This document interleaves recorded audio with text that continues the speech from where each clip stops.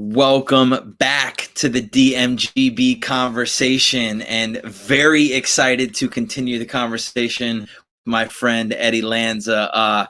Him and I met through LinkedIn. We had a bunch of mutual connections, one of which was my dad, which is pretty cool, and excited to share his background and what he does. But for those of you that are tuning in for the first time, DMGB stands for Doesn't Matter, Get Better.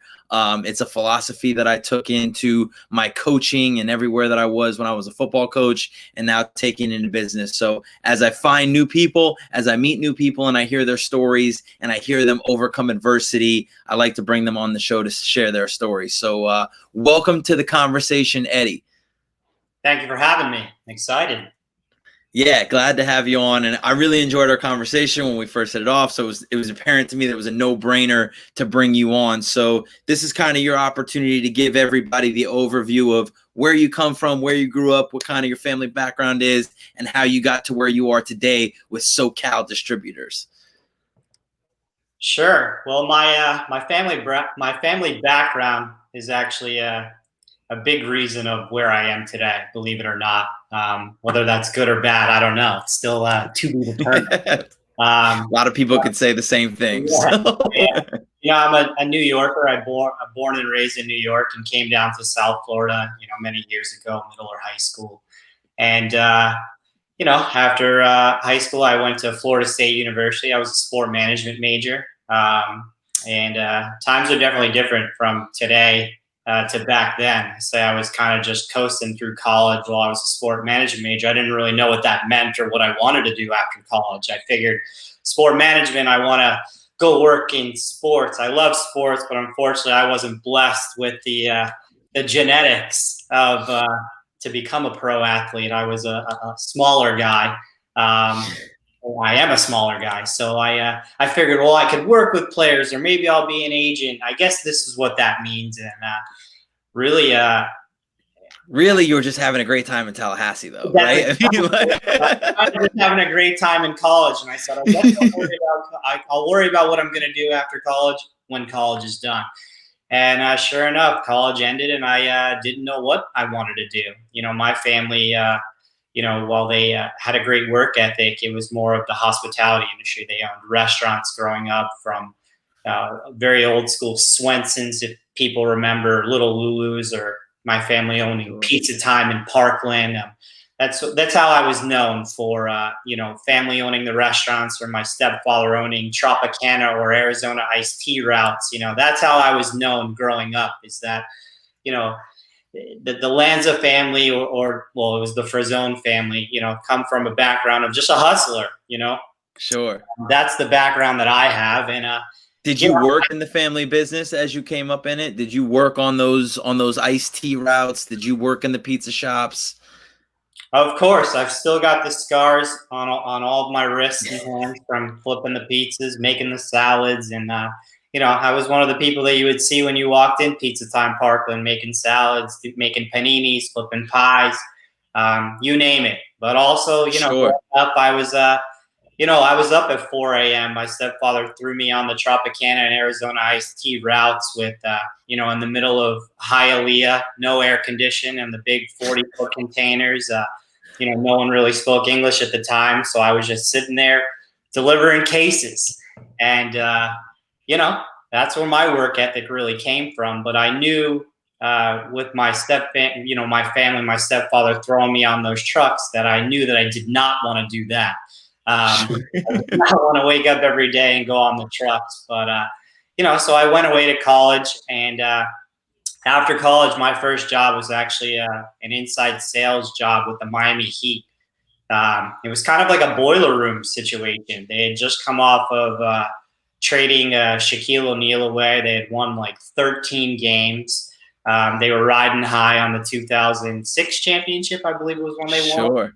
And then it was, now back to the grind. We need to fill these seats. And I was one of 45 people sitting in the basement downstairs before the computers were even set up, just role playing. And I figured, hey, Miami Heat, this could be good. And then I got there my first day. I said, what am I doing? I'm sitting in a circle role playing with people. I have no idea how to sell anything, really. Right. But let's see what happens. And sure enough, I did it for about 3.5 months, and I was the #1 sales rep out of the 45, and I was promoted to an account manager. And then my career in sports kind of took off. So I want to pause there for a second, because you really had no experience in sales prior to that. They trained you on whatever, script they wanted you to read to people. Exactly what it was.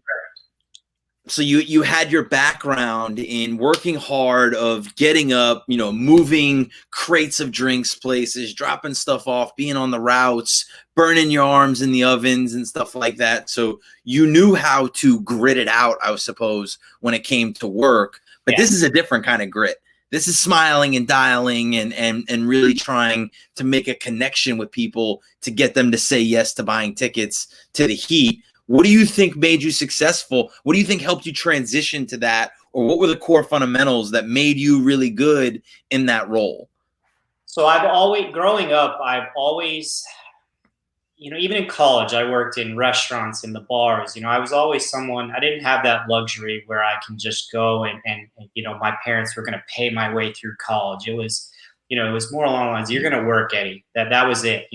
When I was 16, I was fortunate enough where my parents, I can say spoiled, because they said, here, you're 16, here's a car. But the backstory behind the car is they leased the car. So they said, here's your car, but now you got to make the payment. It wasn't, we're buying you a car. So I said, well, I'm only 16. What am I supposed to do? So that's where my work ethic really came from. It was, we're throwing you into it. You're going to have bills you're going to pay. So, it was just it was a mentality of, I need to do whatever it takes to be successful. And I've had it early on. So when I got with the Miami Heat, it was, the computers weren't even set up. The phones weren't up and running. So it was more along the lines of, for the first probably month and a half, all we did when we went in is we sat in a circle and we role played. And, it was okay when you're learning out, but it wasn't ideal to sit in circles and you felt like you're kumbayan with people. I'm like, all right, now, 3 days, let me get my butt kicked on the phone. Let me figure it out. But, we had some sales trainers that had come in, Bill Gertine, who is someone that I kind of latched onto, because he was a guy that they had brought in, and he was very motivating, and he had his books and the pros and cons of who you should and shouldn't say, and how to get past gatekeepers. And, for my first job and him being a sales trainer, he's someone that I kind of just latched onto. I said, he must know his stuff. So let me latch onto him. I latched onto leaders at the time who were my managers, like Marcus Madlock and Craig Stedman. I was just looking at these guys and I said, okay, they're in management in sports. They must be doing something right. So let me figure out what they're doing and then just latch onto them and kind of go from there. And that's what I did. So what took you from the Heat to your next job? What was the next transition? What made you do that? At that time I was right out of college. So I was living in Coral Springs, traveling all the way down to the AAA. Working on a minimum wage salary, really, with the Miami Heat. So the Florida Panthers were right next door to my house, and then I was able to move out and live in Fort Lauderdale. And it just seemed at the time, I was young. I wasn't thinking about growth within the organization. At that time, I was just looking for flexibility for myself of, okay, the Panthers are closer to home. There's an opportunity to potentially take on a group sales role. And at that time, like I had mentioned Bill Gertine earlier, I didn't really know what I wanted to do. I was just a good sales rep. I didn't really know about management or things like that. I was still young. So I didn't know about taking the next step. So while I was an account manager with the Heat, I said, okay, well, I can save a lot more money in gas and doing this thing. And I have the luxury of working for another sports team that's actually right in my backyard with the Florida Panthers. So that's the reasoning why. Sure. I've known that, later on in my career, like I do now, I may have stayed a little longer with the Heat, but I went with the Panthers. There was an opportunity to become a group sales rep, which was something completely different than what I was doing with the Heat, which was just strictly selling season tickets. And after talking to Bill Gertine back then, he said, you kind of want to grow your resume within a sports organization. If one organization is only allowing you to sell one product, well, the Panthers are going to allow you to sell groups. Well, that's going to be your main focus. You're going to have the ability to sell a full menu. You can sell suites. You can sell sponsorship. Sky's the limit. So I said at that time, well, you know what? This is a good opportunity. It's closer to home. It'll save me money. It's working for a pro team. Let's do it. So I did it. And, I stayed with the Panthers for almost 8 years, and I was able to grow through the ranks, become a group sales rep, a senior group sales rep, take on the internship program, jump into management. So, it was a great opportunity, and it was something I'm very happy that I ended up doing. And that's where you met my dad, right? That is where I met your dad. Your dad would come in and kick our butts when Michael Yormark was telling us we weren't doing a good enough job, or we had to hit numbers, we had to sell. Your dad came in and, we would back to those circles of saying what we're doing right, what we're doing wrong, what we could be doing better. Different refreshers on really how to move the needle. What was the biggest thing that, I mean, I've heard a ton about Michael Yormark, obviously from my dad, and knowing how successful he's been in all of his different ventures. What would you say are some of the fundamentals that you took away from working in that organization? For those people who don't know, working for Yormark is the real deal. He is as disciplined and as structured as they come, and he pushes the ship hard. So what did you learn from that, and what did you carry to the next stop? Well, I'm 37, and I'd say a lot of the reason that my hair was thinning at such a young age was because I was working for Michael Yormark, and the staff around him. But he was just a guy who demanded a lot out of everyone around him. It was, you're going to be up early. He's going to shoot his emails off early in the morning, and it's, who's up next. It was about, you could make a sale, on a Monday at 8 a.m. and it was forgotten at Monday at 8:15. It's what can you do for us next? But, he was just, him and some of the other leaders that were within the organization, they demanded a lot. You had numbers and you had to hit them. And there was expectations, and it was what can you do, but one of the main takeaways, whether it's positive or negative, because I've got nothing but great things to say about Michael Yormark. One of the main things that I really took away from Michael Yormark was probably my second year there, where I had made a name for myself. I was hitting my numbers. I had become one of the top revenue producers there, and he called me into his office, and kind of being a group sales rep at the time, getting called into the president within the organization's office, you're like, oh, what's he going to talk to me about? Oh my goodness, I'm excited, I'm nervous. But, he asked me, what are some of your goals? You're doing a great job. And, I told him at that time, because I figured I kind of knew the direction I wanted to take. And, I said, I want to try and jump into management. I want to grow my career and eventually be sitting in your shoes. And I walked out of that meeting with the one takeaway was he looked me in my eye and told me, not all great salespeople are great. Not all great salespeople are great leaders. And I walked out. Nugget. Yeah, and I walked out and I said, so what, am I just going to be a sales rep my whole life? I can't manage people. What is he saying? What, am I going to quit right now? What is he saying? So sure. I went back to my desk. I said, what can I do? And I was someone who hounded my managers. Mackie Firestein, who is one of my managers for quite some time, whether he loved or hate me, I was in his office every day, shouting and hollering. Very unprofessional I was at the time, but I demanded, I kind of demanded to grow my career at that time. I said, let me take on an internship program, challenge me, because if he's telling me not all great salespeople make great managers, I'm going to do whatever I can to prove him wrong, and I'm going to get myself into management. Sure. That's so take me to the next stop then. I mean, that's great. I think that's an amazing lesson that most people don't know. And I actually hate the word manager. Being a coach, coaching is an entirely different word than managing. Yeah. But to me, coaches and managers should really be looked at in the same way, because all you're doing is leading. Yeah. And leading is leading by example. And people want to be led. People don't want to be managed. So how do you help people solve problems and move the needle for themselves? That's really what management should be. And I had a very similar story in a company that I worked in. I got hired by them and I was doing great and I was growing through the sales ranks, and I sat down with the president of the company, and the president told me, like, hey, managing people isn't necessarily for, you might limit yourself by doing that and taking yourself away from being out in the field. And I knew I didn't want to be just a sales rep. Like, to me, I didn't want to work in this company and stay in that role forever. I was looking to grow. And so that was a big indicator for me that the way they viewed me, I was going to be a cash cow for them forever. And they didn't really have a projection for me on where I would grow. And they should have, knowing from where I came from and that my passion was coaching.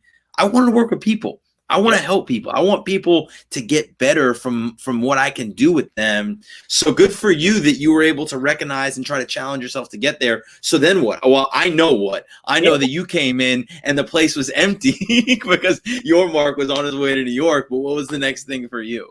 So at that time, we had been through many ownership changes. And don't get me wrong, being the cash cow within an organization, there's nothing wrong with that. Nothing wrong with it. They're content with it. But for me, it wasn't. Sure. I wanted to grow. But, many ownership changes throughout my time there. And, for me, when some of the new ownership came in and the new president of the organization, I just saw the writing on the wall. I said, maybe it's time for me to take the next step before I get kicked on my butt, because I saw a lot of changes were coming. Working in the sports and entertainment industry, 8 years within one organization, you've lasted, you've done your part if you're able to grow, and maybe it's time. So, there was an opportunity to go up to New York to work for an NFL team, and I did. And I probably realized within 48 hours that I had made the wrong decision. And I was forced at that time to say to myself, okay, you were in Florida working for the Panthers, you grew your career, you came to New York, and what's next? Are you going to stay here? And working for sports, you gotta be smart. So going to New York at the time, at a point in my life, it's very expensive living in New York. So I said, maybe this wasn't the right decision. And then I started exploring some options. My stepfather had always asked, he said, you can really come and make an impact with my business. But I was always someone who said, I can't. We come from an Italian family, so it's nerve-wracking to think of going into business with your family, because it could work out in one of two ways. It could work out good, or it could work out not so good. And I was nervous because I didn't want to have that, that burden of my parents, as an adult, I just expectations or finances, and it's just. It's an old school Italian family, so it's just very different. Look, there is that mixing family and work doesn't matter what background comes from. It gets murky, profits, and especially when your family relies on the money that's coming in from the business. It's like, wait a minute, like all of a sudden there's all these added pressures to a relationship that should, just be family and casual or whatever. Yeah. But now every holiday you're talking about, what routes you're on and where the new money's coming from. And it can be hard for sure. And I saw it growing up, working in the restaurant, working in the trucks, I saw when one of us would mess up in the restaurant, we would isolate that family member for weeks on time. So I was saying, sure. I don't know if I want to do this, I don't know. But, I had interviewed for some other positions, and I said, I don't know, do I want to go to Phoenix? Do I want to continue my sports career and start moving around the country and being family oriented? I didn't want to go around the country. So I decided to take a leap, and I came back down to South Florida after a year in New York, and I jumped into business with my stepfather. And crazy enough, Mark, just like what I said about working for the New York Jets and knowing that I hadn't made the right decision within like 48 hours, I actually knew within like 15 minutes on my first day of working with my stepfather that I had made the wrong decision. What were some of those red flags? Well, again, old school Italian, you can't teach an old dog new tricks. Seeing all the nice things my stepfather had and the schedule that he had, I said, I'm working, 19-hour days in the sports and entertainment industry, and what do I have to show for it? I've got some nice things or whatever it may be, but I mean, my family's living the life of luxury, and I'm seeing they're on vacations, they're doing this. I'm like, all right, this seems like a no-brainer. Okay. So, I realized when I got there, my stepfather was writing orders in a 3-ring binder notebook. I said, this can't be it. I go, where's the sales force? Where's the system? Where are the leads? What's going on? And it was nothing like that. It was, it's just we buy and sell. Yeah. Oh, what do you mean we buy? What are we buying? What are we selling? What's the price? How do I get it there? And there was nothing. There was no system, nothing. And I said, this is going to be more difficult than I thought, because somebody who demands excellence, who goes into his, old boss's office and demands, what can I do? What can I do? What can I do? You can't really do that with your stepfather and your family. So it was a challenge that I had faced, and it was more along the lines of, kind of just sitting back watching, which became even more frustrating because I was watching and I still wasn't learning. I still wasn't understanding. And this is me, who had just been in the sports industry for, 9-10 years, and was a sales, one of the top sales reps within both organizations that I've now worked for. And it was frustrating. Sure. So I just said, what can I do? And I tried to figure out as much as I could with what we were doing, what we were buying, what we were selling. And I said, okay, well, listen, I now just have to adapt to the situation because this is my livelihood. So I said, just give me 2 items, give me 2 items that we're selling. Let me figure out the pricing. Let me figure out everything else. And let me watch. Just give me 2 items and let me try and make those 2 items successful, and we can kind of go from there. And that's what I did. I took a couple beverage items that we were selling. I said, all right, now I'm just going to reach out to anybody and everybody that I can, whether it's Google searching, LinkedIn, any kind of connection that I could make. I was just saying, hey, any interest in these 2 items? Any interest in these 2 items? And I got my butt kicked until about a month and a half later, I had made my first transaction. And then I kind of just took off. And then I said to my stepfather, okay, I get what you're doing. Now let's figure out how to expand it. And that's when SoCal Distributors was born, where we wanted to do what we were doing on the East Coast of the West Coast of the United States, but it was mainly more of jumping in rather than just selling beverages, which was what we were doing at the time, or what my stepfather was doing. I wanted to jump into candy, grocery, and some other miscellaneous items. And that's how SoCal Distributors was born. And it's been about 5 years now. Well, congrats on jumping out and doing it your own way. I guess to me, I'm a huge process guy. Sure. Coming out of coaching, like everything I did was step by step. The way I taught, the techniques that we would be using in plays, the way I built a culture and a system of special teams was all very systematic. The way I broke down opponents to put together a game plan, going from basically being responsible for yourself in the sales world, you had a process to what you did for that. You had a prospecting process. You had a pipeline building process, a pipeline management process. What are some of the fundamentals that you've brought from your sales background to being in the distribution business, and how has that carried over to build the foundation for SoCal? Well, sales is everything to us. If we don't sell, then the lights will be shut off. That's the bottom line. Well, for us, it's more along the lines of it was a little bit. It was a little bit of a different process from where I was to where I am today, because when you're working for the sports, when I'm in the sports industry, at least we knew what we were selling. When I was coming into what I'm doing now, I didn't really know what I was selling.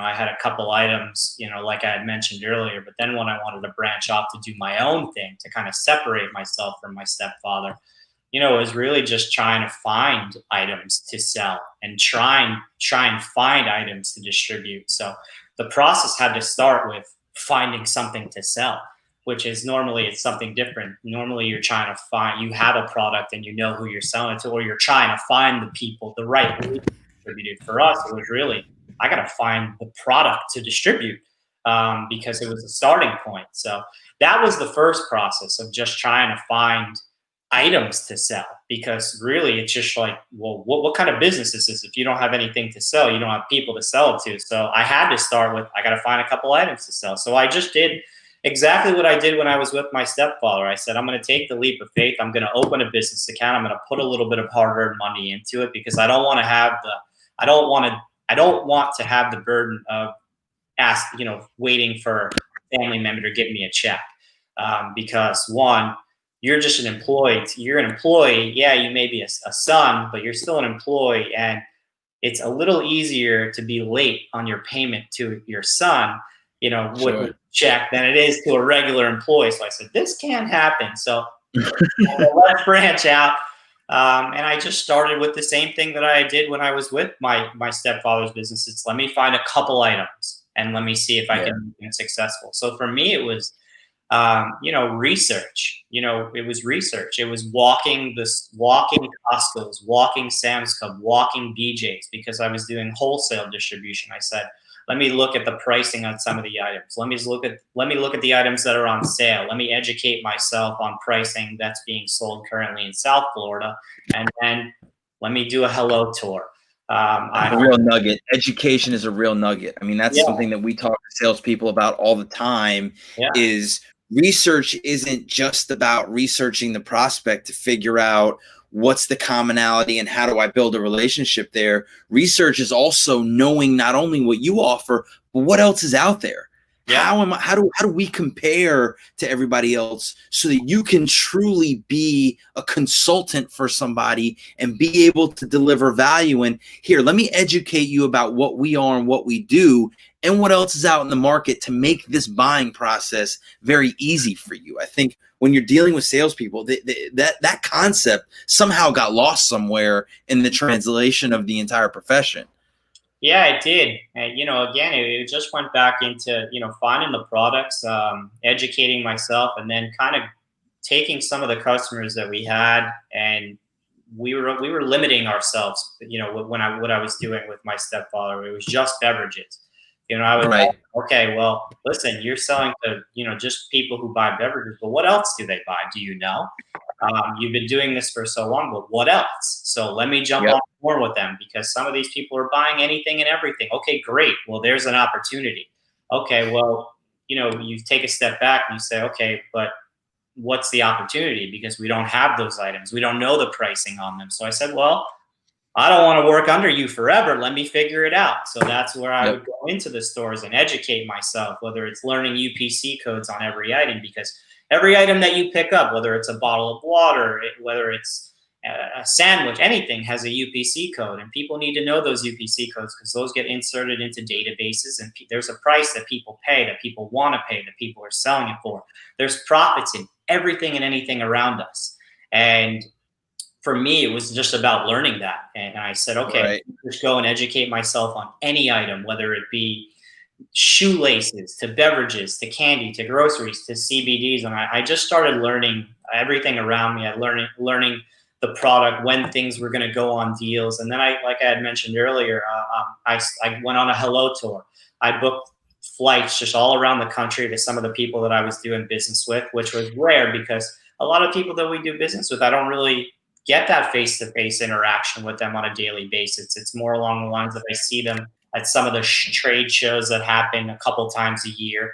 So I took an opportunity. I took a few months and I went on a hello tour, and I went into their warehouses. I saw some of the items, and I said, okay, there's opportunities all around me. I just need to educate myself, and that's what I continue to do on a daily basis. And I was able to grow and be a little bit successful with some newer items, and we went from 2 items to now I sell. Now on a consistent basis over 250 items, but we have access to probably over 5,000 items. That's amazing. That is absolutely amazing. I mean, and this conversation has been fantastic because it's just chock full of real nuggets of how, like, you didn't even really know the foundation of what made you good at sales. But when you start talking about research, when you start talking about education, when you talk about value of face-to-face and delivering more value to the people that you're already doing business with, like, that's the foundation of a good sales culture, of a good salesperson. You just took that, what made you really good at all those other places. You had built a suite for yourself of options that you could sell at the Panthers. Same exact thing happened when you got to the distribution business. You said, why would I limit myself to 2 products when there's 5,000 out there? Why don't I figure out what the pain points are for the people that I'm connected to and figure out if I can solve those pain points for them? Like those principles don't matter about the business. It really doesn't. Like you could say that to any business in the entire world. If they're doing that, they're going to be successful. Yeah. Selling is selling. There's no other way to look at it. You know what I mean? Chad Johnson, an old manager of mine, said back when selling was selling. You know, that's it. Back when selling was selling, you just, you know, you grind it out, find items. I love it. That's it. I love it, man. Well, I appreciate you taking the time to jump on the conversation with me. I appreciate you sharing your story and helping people understand how to transition from career to career, you know, balancing family values and working and all of the things that go into that. But ultimately, I know you're successful. I know you'll continue to be successful because the foundations of what you build your business are the right things. And I'm glad to have you in my circle, man. And I hope everybody enjoys the conversation. Thanks for having me. Thank you, man. I'll talk to you soon. All right. Take care.